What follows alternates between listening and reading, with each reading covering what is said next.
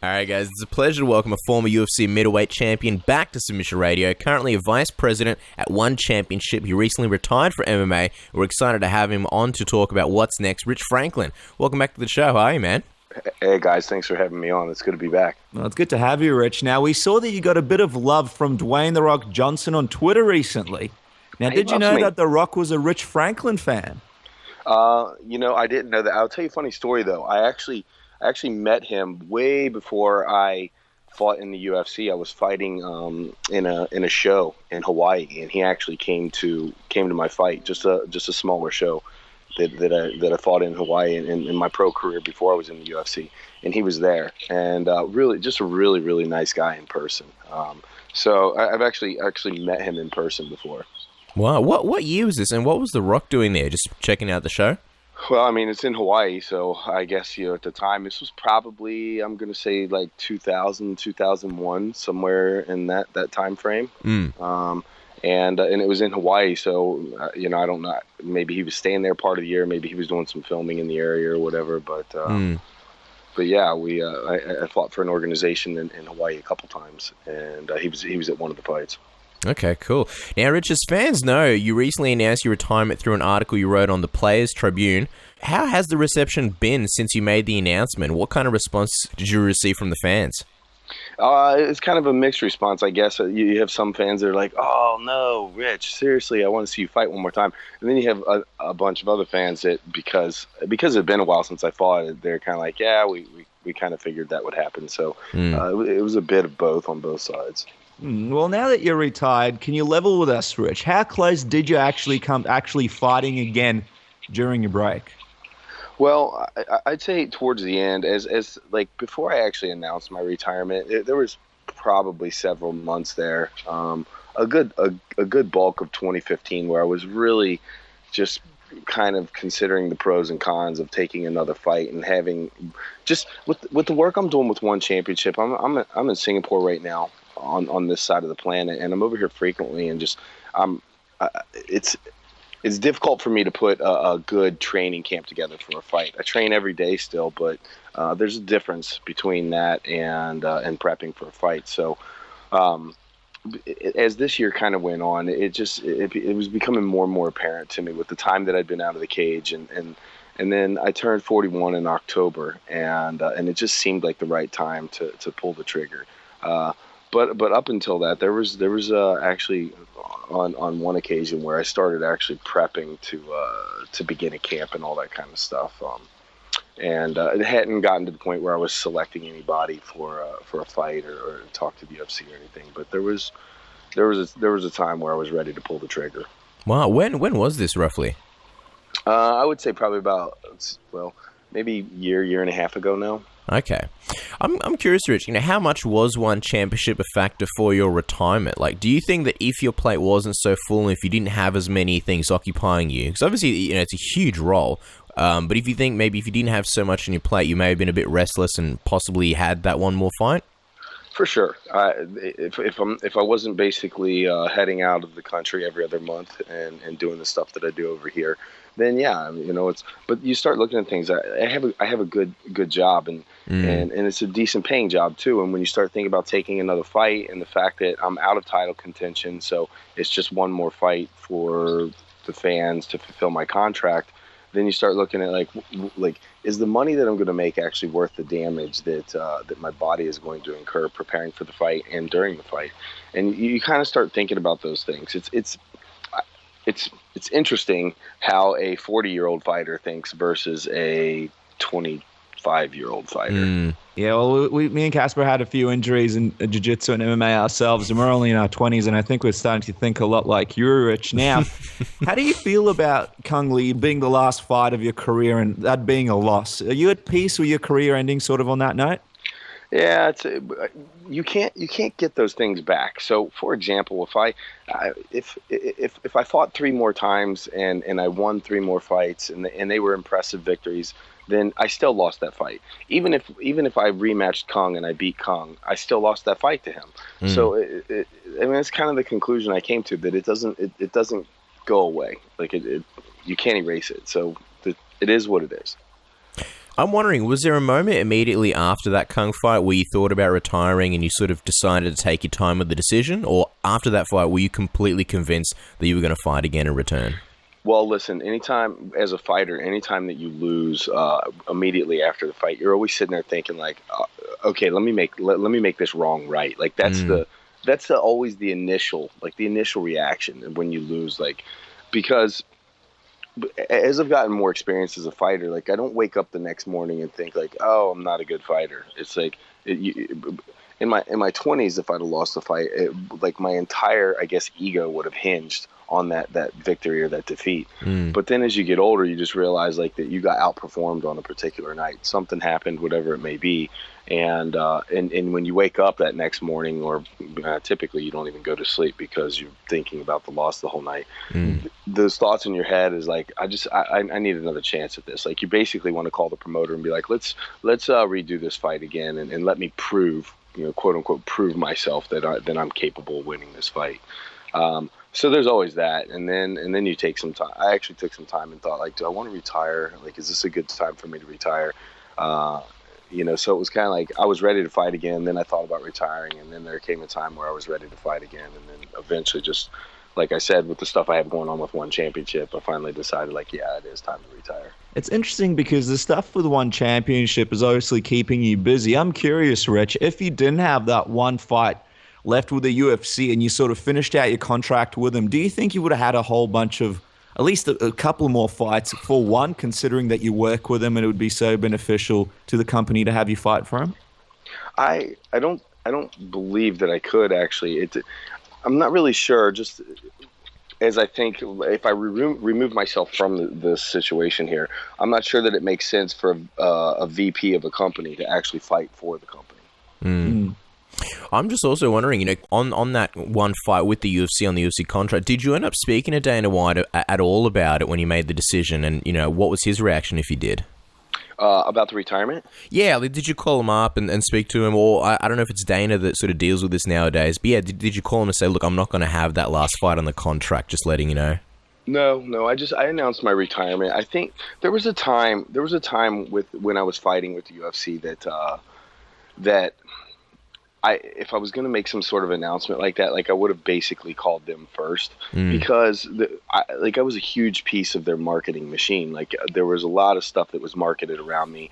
Main events were dependent on me. There were times when fighters, like for example, like when I fought Chuck and Tito got injured on the show, like the UFC called me, or the second time I fought Vanderlei, like that was a late switch to fight him when I fought in Brazil. Like there was a lot of that kind of stuff where they really needed guys like me. And I filled that role for them. So if all of a sudden I decide like, hey, I'm going to retire without letting them know, they may have had months, if not years of marketing kind of built around me doing an occasional event or 2 or 3 events a year or whatever.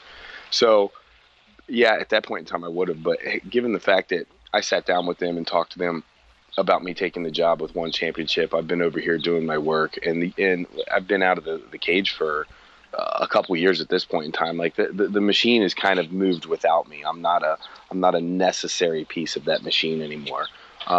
And so I didn't really feel the need to kind of let anybody know.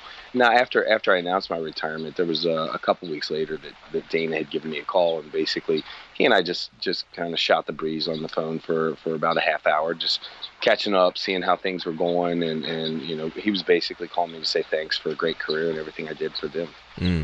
Well, your career was remarkable. It was great. A previous champion, you fought the best of the best. There's been some issues with injuries and training keeping fighters from coming back. A guy like Khabib Nurmagomedov is a good example of that. Now, you're a guy that looks after your body and understands the importance of doing that. Is there a way for fighters to prepare for a fight without risking all those injuries? No, not really. I've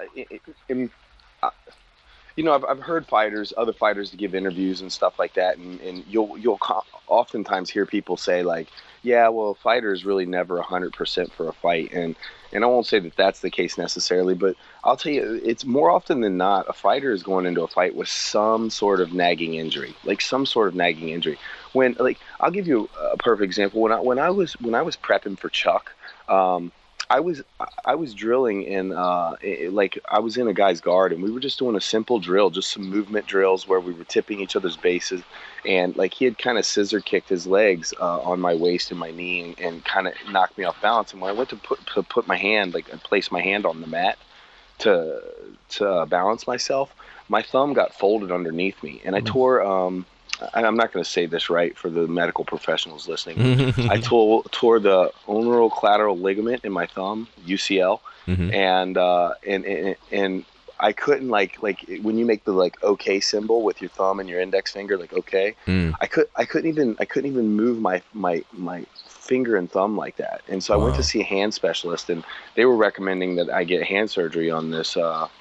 On this ligament, and they said that I probably wouldn't have the strength in my thumb to ever like grab hold of a wrist and keep that strength. And this happened probably, I don't know, somewhere between 2 and 3 weeks outside of the fight. So I finished part of my camp like wearing a hand brace that kept my thumb like locked in place. So I was having trouble like throwing punches and all this kind of stuff. And I went ahead. I actually thought about pulling out of that fight, but I went ahead and took the fight. And there's so many fights. I was like, I got sick before my Forrest Griffin fight, like where I had the flu and lost I don't know, somewhere around 6 kgs before the fight. Like I didn't end up having to do any weight cut that week. So I mean, it's just and I mean, it seems like every fight I could probably come up with a few things here and there, and it just happens. The problem is with MMA, unlike any other sport, is that the way I run my camp and the way that a different fighter runs their camp, they're completely different. Like there's not like a set routine of doing things. Like whereas if you play for like a professional, say soccer team or something like that, like you have a complete medical staff, coaches that are running the practice. Like when you go from one team to the next, like the formatting of practice is pretty much the same. In the fight game, like you're pretty much left up to yourself to design your own camp. So when you couple that with a lot of guys that are in this fight game, even guys at a higher level that make it into shows like One Championship or the UFC, like they may not necessarily know how to run a camp, and they may not have the coaching staff until you get to that upper echelon. And then two, like I was saying, like with the incident with my thumb, like silly things, they just happen. They happen. You don't even necessarily have to be sparring or doing some like banging it out type of thing.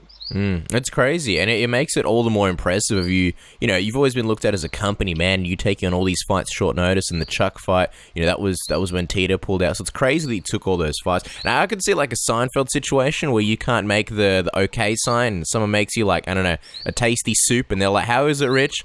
And you're like, "You can't make the OK sign." They get a little offended. But anyway. Well, fortunately, I have a left hand, and I could have done it with that. Okay, good. See, yeah, you're a lot smarter than us, Rich. You told us stories of you training from BJJ, from tapes with your friend in a garage. Being, in the sport before it went mainstream, did you find yourself training in a gym where guys were going too hard at any point? And did you realize the importance of sort of, what people tend to call nowadays smart training? Oh, Lord. But, look, you're talking about the beginning of my career. Let me tell you something. Every time I go to a jiu-jitsu school today, it's like I'm fighting for my life. Like half the time I leave, half the time I leave a jiu-jitsu school, it's like I feel like I should have gotten paid for doing that, because I leave there just as sore as I did when I actually fought in the cage. Every time I go to a school, it's like, oh, well, Rich Franklin's here. He was a UFC champ. Let me gauge myself against him. If I can tap him out, then clearly I could probably be a UFC champ too. Like that's like the people's thinking or something. So when I'm traveling on the road and I grapple with people, like it is really difficult for me to find people that are just good at flow rolling and all that kind of stuff. That's why, like during my career, I had set training partners that I only worked with certain guys during a camp, especially like when I was in the middle of a camp. There's no way I would go into fight prep midway through and some new guy come into the school. Or even a guy that I knew, a guy that I didn't know, or a guy that I did know, and me switch up training partners. Like all my training partners were guys that I had rolled with for, years, that I trusted, or guys that were, within our circle and stuff like that. Yeah, it's a terrible thing, because and it'll never go away. I mean, guys get on the grappling mat, and that's the first.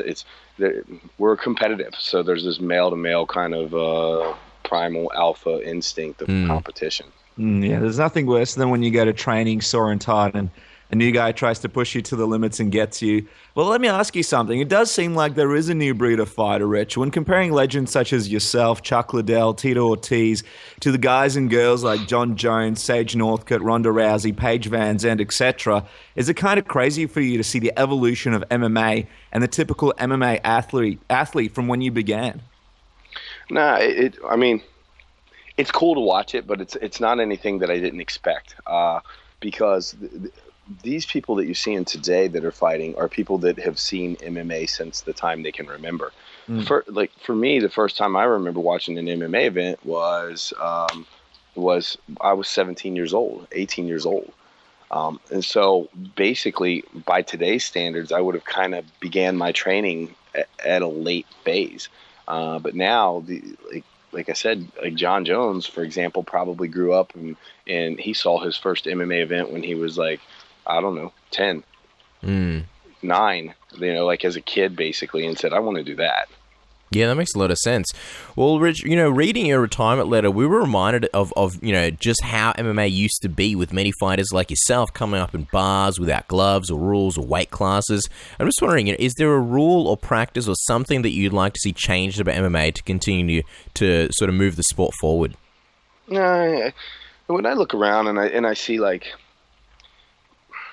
well, I'll just say like with rule systems and stuff like that. I mean, at one championship we use a global rule set, and I was dead set. Like, in the States they use the unified rules, and so we allow kicks to the head and stuff like that to downed opponents and knees to the head.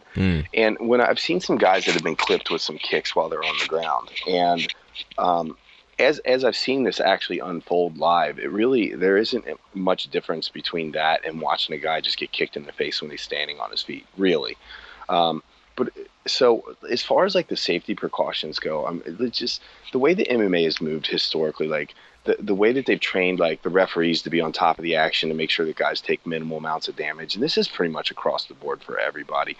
The way that like medical staffs have been trained in order to handle these injuries, and the medical protocol. I mean, specifically the medical protocol that we do with One Championship, taking our guys to the hospitals and all that kind of, like all the steps that we take after a fight. Like it's when I see that kind of stuff, it is we've just gone through great lengths, considering that we're in a sport of we're in a full contact sport. I mean, you look at like take MMA and then compare it to the NFL in the United States, like American football, and like if you look at the number of concussions, I mean, the NFL has had to go through a series of significant rule changes over the last like say 5 years or whatever, where they've eliminated certain kind of hits and tried changing where they kick the ball off so that there's not as much speed between two players when they're crashing. And so I think that MMA has been real proactive with that stuff and doing the best that they can, given that this is a combat sport, but doing the best that they can to keep the fighters safe. If I was going to complain about anything, I think I would complain about the judging system in the 10-point must system. I'm not a big fan of it because you have to you either win a round or lose a round, and especially when they're non-title fights or non-main event fights, and you're fighting a 3-round fight, it's difficult. Like if you lose a round, it's difficult, and you could lose a round like barely a 10-9 round, and then pretty much kind of draw us, You could have an even first round, an even second round, but one judges see it a certain way, and then pretty much just run away with and destroy your opponent in the third round. Yet you're still going to lose the fight, basically 2 rounds to 1. And that's one of the things that we've really been on top of over here at One Championship, is that we use a different judging system where we judge the fight in its entirety, and we have this judging criteria, and that's part of what I do. I worked with like Matt Hume designed our rule set and all that, and we spend time like every territory that we go to, like educating judges and educating referees how to implement our rule set and all that kind of stuff.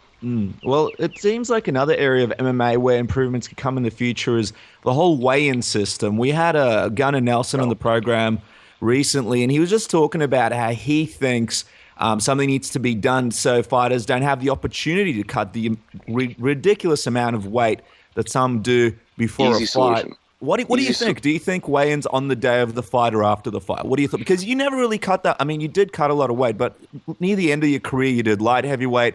You went middleweight to light heavyweight. It didn't really seem like you were one of those guys that was going to cut like 30 kilograms to make it to a division. What do you think about this whole weight cut thing? No, yeah, I think the most I ever cut probably was around 10 kgs, which is still, that's significant weight. I mean, Yeah. And that includes, like, I would say, maybe 12 or 13 kgs total, but my weight cut starts like 6 weeks outside of the fight. And that's the whole thing.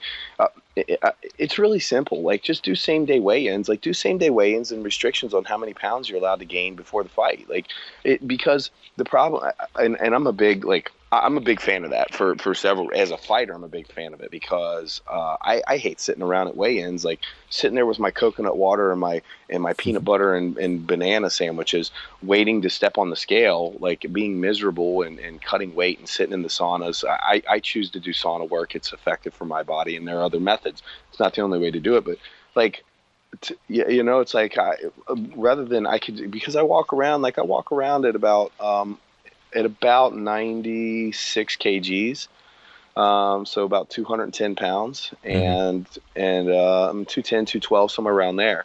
So for me, like, I have to do a little bit of work to get to the point where, like, because I basically want to keep my cut to around 20 pounds, so I want to be at 205 to make 185. But, if I was just fighting 205, like, then I have basically like a 5-pound cut to get there. And it's not a difficult thing to do. Like, it's just making sure that I'm on weight for that day, like tailoring my diet leading up to the fight or whatever. And so, you would hear me talk about that kind of stuff. But for whatever reason, the atmosphere, it's always been that way. Boxing and wrestling and now MMA, it's just the culture that's been designed in combative sports. I guess with you, you say you would cut about 5 pounds, but I guess the biggest worry will be that there'd still be other people who would cut, the 30 pounds, the 20 pounds, or whatever the case is.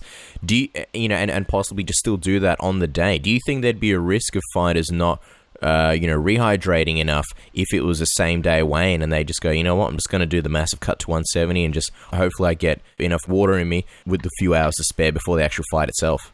Look, it may take a young athlete to figure out how stupid of an idea that is, because flat out your body, it just can't perform. You can't process the liquids that fast.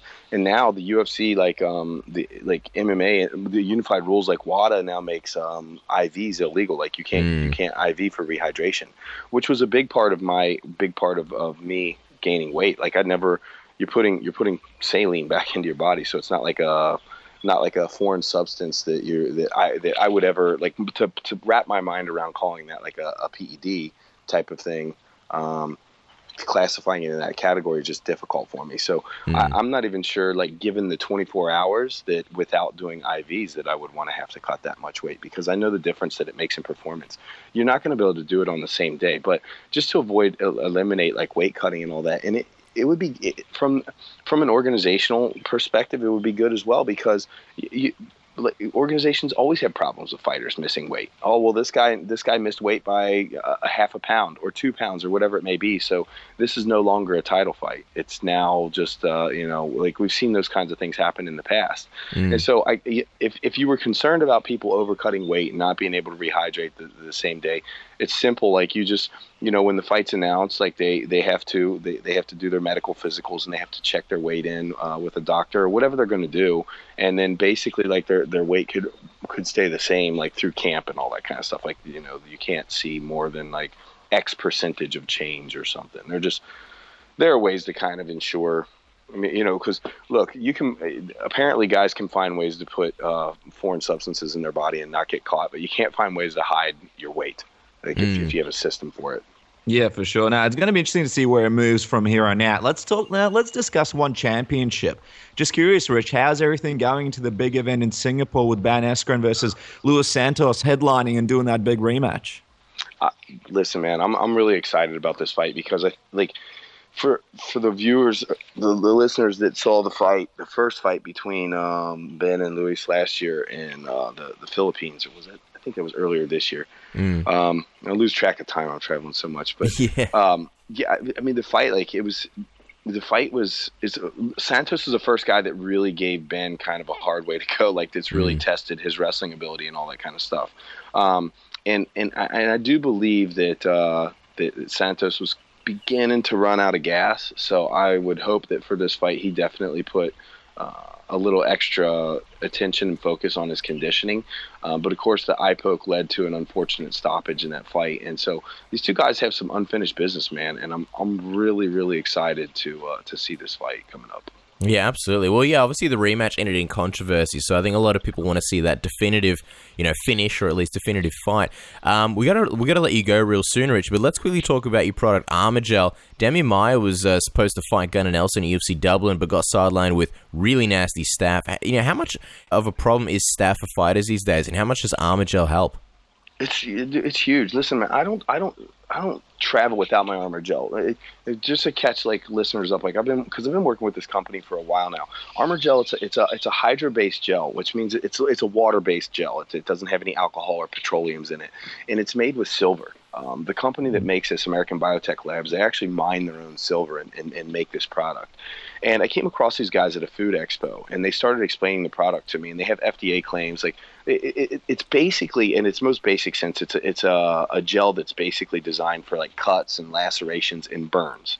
If you burned your hand on a stove or something like that, or major burns, they have some documentation of burn victims that they've helped and stuff. But anyway, I mean, there's some great pictures of the way that you can use this stuff for scar prevention when the skin is healing and all that kind of stuff. But I started talking to them, and they have FDA claims. This product, Armor Gel, has FDA claims against MRSA, against staph, against VRE, against different kind of funguses like Candida. So I use it on my ringworm and stuff like that, and it's very effective on my ringworm. And for me, I can use it on ringworm, and instead of taking a medication where I'm putting pharmaceuticals in my system, or having to take antibiotics for staph or something like that, I can use this stuff instead. And with me traveling, I was just in Cambodia actually last week, and I did a seminar a few days ago in Cambodia, and I walked into a gym. True story. I walked into a gym, and I looked at the mats, and I thought, have these mats ever been cleaned? Ever? And I didn't know. So I took my Armor Gel, which I don't normally do this on a daily basis, but I covered my entire body in it, because what this gel does basically is it's a barrier of protection against bacteria, and staph is a bacteria, and so basically it pretty much seals my body against this stuff. So staph it's been a huge problem, and it's starting to get some attention now. There was a tight end for the New York Giants in the U.S. for American football that had got a staph infection from an injection that he got in his ankle, maybe a cortisone injection or something like that. Wow. And he had to undergo 7 surgeries, and they were afraid that he was going to lose his foot.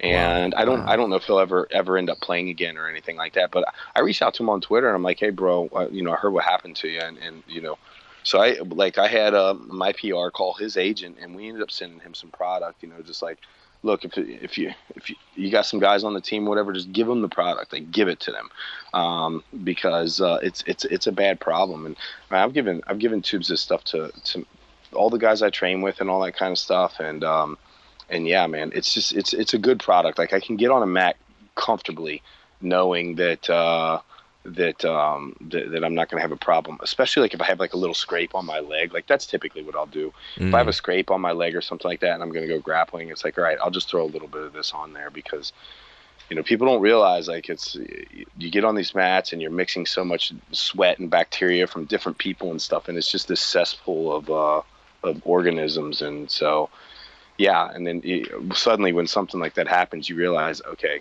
I'm playing with something that's way greater than me here, and I need to be a little bit more careful. Well, it sounds like Rich Franklin's the only one who got out of Cambodia without any staph. But anyway, let's move on to some fan questions that people have sent in. Rich, we've got a fan question here from username Fedor Knows. He goes, what's one person you wish you could have fought in your career and you're disappointed that you never got a chance to fight? And also, are you also disappointed that you never got a chance to avenge your loss to Anderson Silva? Because for a while it seemed like it may be a fight that you may try and have before you left the sport.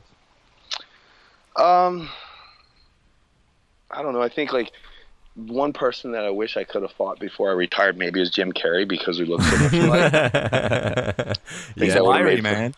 Yeah, he is. Like I would imagine, I would imagine that if that guy did jujitsu, that he would have just this amazing rubber guard, and Mm. He'd you know tell he you would jokes and stuff. It would be like a yeah, puncher's attack. Yeah. exactly. That's it. He gets you laughing, and then the next thing you know, you're getting choked out. Um, but and then as far as avenging the Anderson loss, like this kind of goes back to the mentality I have about losses. Like you can never take that back. Mm. And well, my first fight with Anderson, we made some huge mental errors, and a bit of that was arrogance on my end. I honestly I thought because I'm so much bigger and more muscular than Anderson, I really didn't think I would have a problem with his clinch, and we kind of neglected working the clinch, which showed in the first fight. Mm-mm. And then of course we made adjustments in the second fight. You can look at the two fights, and like I was actually, I believe I was winning the first round actually until I got clipped at the end of that round. And against a fighter like Anderson, when you walk out in the second round and you can see two of him, like just one of him is difficult enough to deal with. But with that said, like I actually had a chance to kind of avenge that loss. I got a second shot at fighting him, and I came up short again. So, no, I don't, no regrets there. He's a great fighter and a great champion, and he'll go down as one of the greatest champions ever step into the cage.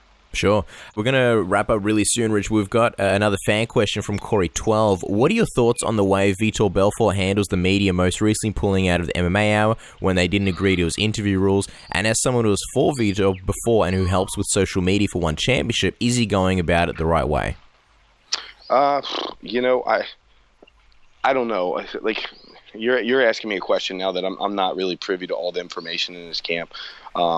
As far as like how his PR wants to handle things, but it's never the way that I've handled doing interviews and stuff like that. I mean, look, you can sit and listen to this interview with me, and I'm pretty candid. Like my answers are, I don't have rehearsed answers or rehearsed questions. Really, it's whatever we want to talk about, and it's just I think that's always been, I think that's been a draw of the fans to me, is that they when you listen to an interview, you're getting like the real me, and so that's the approach I like to take, but. Quite frankly, like Vitor may take a different approach. At the end of the day, like what really matters is that you're a fighter, and like if you're winning fights, that's all that matters. I'm not saying that he's being a prick in his interviews or anything, but you can be a prick in your interviews. You can be whoever you want to be, and as long as you're winning the fight, it doesn't matter. So. But look, I know Vitor, and Vitor's he's a good guy, good Christian guy. I know him as a person, and so however they've decided to handle this in their camp is strategically, I guess, the best way to do things. At least they think. Mm. Well, Rich, you mentioned that you'd never practice answering any questions you candid, so we're going to wrap this thing up with a tap-out round. As you know, the tap-out round can be a harsh mistress with a lot of difficult questions, so prepare yourself. First thing that comes to mind. So here we go. Let's kick it off. Now that you're retired, does this mean that you no longer have a permanent black eye? Correct. No, it's not permanent, but I actually had one last week because I got headbutted while I was sparring. What? It's something that can never escape you. It wouldn't surprise us if, like 5 years down the road, we see you somewhere and you've still got that black eye for whatever reason. Maybe I'll get a black eye tattooed. Yeah, there you go. There you go. Really mess with people. Now, give us a new favorite morning juice recipe that Rich Franklin has been digging.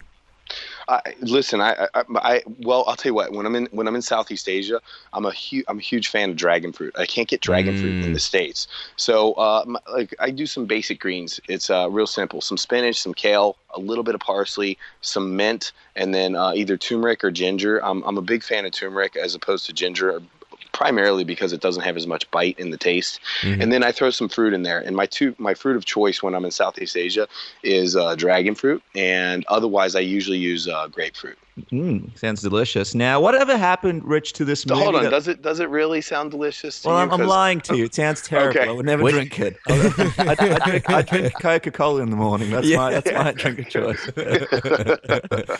Listen, you can add Coca-Cola to that green drink. Yeah. Excellent. But I won't be doing that. Now, next question. In 2011, there were a lot of rumors going around about Hollywood getting the rights to your life story, putting together a movie called American Fighter. Whatever happened with that? When's American Fighter coming out? Why can't we watch it? Well, I'll tell you what. We at one point in time, a production company actually bought the rights for life rights. I don't know what the timeline, like how long the contract was good for, maybe a few years or something like that.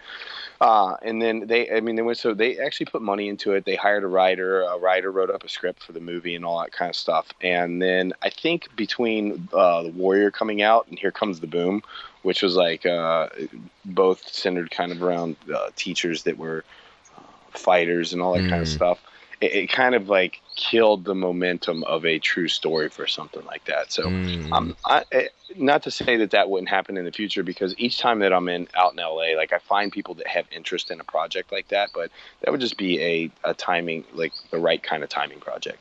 Well, if not a movie, now that you're retired, do you think you'll release an autobiography? Book, you mean? Yeah. I would like to do a book or some books. It would be a matter of finding the time. Crap, if I can't find the time for a fight camp, it's going to be difficult to find the time to write a book. But no, I've actually looked into that, and because my experience with writing is that I helped ghostwrite another book, and I probably had more time in ghostwriting the book than I did in writing the book myself, because it just didn't sound the way I wanted it to sound. So that's kind of the interesting thing when you do that. It's finding the right author or the proper writer for those kinds of things. But yeah, if I released the book, I'm not sure if I would do an autobiography or kind of a spin on that, like some sort of like motivational thing that used personal stories of my life that was not necessarily just telling the story of my life in a sense, but something, yeah. Yeah, well, we'll write it for you, Rich. There'll be a lot of stuff about sex, drugs, and rock and roll, even if, if none of it ever happened. Now, what was up with someone selling a signed, framed Rich Franklin poster at a garage sale? We saw that on social media. What was up with that? What a steal, huh? You know, I would have bought it myself, but I wasn't there. And actually, I think it would have been quite funny to buy an autographed picture of myself at a garage sale. If I was in town, I think I would have driven over to that garage sale just so that I could purchase it. But no, I don't know. I can't remember what price tag they put on it or whatever. But yeah, I mean, you could have picked that up for a steal. That just goes to show you never know what you're going to find at a garage sale. Yeah, that's crazy. You'd hope there'd be a big price tag on it. Now, Rich, we know how big karaoke is in Asia. What's Rich Franklin's go-to song when he wants to bring the house down? Oh, you know what? I'll go with some rap. I'll do like some, because I'm not the greatest singer in the world. One time actually I was visiting the U.S. troops in Iraq, and we did this 5K run in like 130-degree weather, and then afterwards they put me on the stage and they made me sing "Sweet Home Alabama." And I'm not a very good singer, so I had a bit of performance anxiety there, especially when you have about 5,000 troops standing there watching you. Like, so I actually have done one concert in my life too. So I'm not only a fighter but a rock star. But when I karaoke, I try to stick towards some rap or some hip hop. Maybe like I'll go a little old school, like some Rapper's Delight or something like that. Sugar Hill Gang, and it's a fun song. Yeah, it sounds like they put you through some SAS training over there. Now, finally, we know you're working with One Championship and you're working with Armor Gel, but what's next for Rich Franklin? What can fans expect next to come out in the Rich Franklin world? Oh man, I don't know. I'm so busy over here. I'm constantly on this side of the planet and transiting back and forth. It's interesting because now that I've retired, people they're like, well, what's next? It's like, maybe you guys don't realize how busy I am with One Championship. I think we did like One Championship is going to have 7 shows in like 2.5 months, like on the back end of this year, and so. You know, we went from like last year we had 12 shows. This year I think we netted out at 17, and next year we'll net out at least 24. And so that's 2 shows a month. And while I'm not responsible for all these shows or being at all these shows, like it definitely creates a very very busy schedule. So aside from that, you know, like I have upkeep on my personal brand, you know, like the fitness stuff that I'm into and the posting and all that. And I kind of do that because I don't know where that's going to lead. Like when we talk about writing a book and stuff, like maybe my book will be something more motivational and fitness. I do a lot of public speaking now. I've spoken at different corporations. I do that kind of stuff for One Championship with partners that we have. I spoke to DuPont over here in the Philippines. I spoke to P&G in the States. So, you know, I speak at corporations and stuff like that as well. And so that'll probably kind of begin to take off a little bit for me. But yeah, I have options with my brand. Fortunately, I speak fairly well. I'm not completely mangled from my fight career, so I can do a little bit of camera work. I can speak fairly well. I don't stutter over my words too bad. Like I pulled the plug on my career before I took too many punches to the head. So yeah, I have options. We'll see where it leads me. Well, there you go. He's a man of many hats. We can't wait to see what's next, Rich, and obviously we can't wait to watch the next few big shows at One Championship. Guys, don't forget to follow Rich on Twitter at Rich Franklin, obviously to stay up with all the latest with Rich Franklin. And also, if you're low on inspirational quotes in your life, Rich has a whole bunch of them all the time. And of course, don't forget to go get Armor Gel now at www.armor-gel.com. Rich, as always, it's a pleasure having you on the show. Thank you so much. Hey, it's always a fun conversation with you guys. We'll catch up again soon, I'm sure.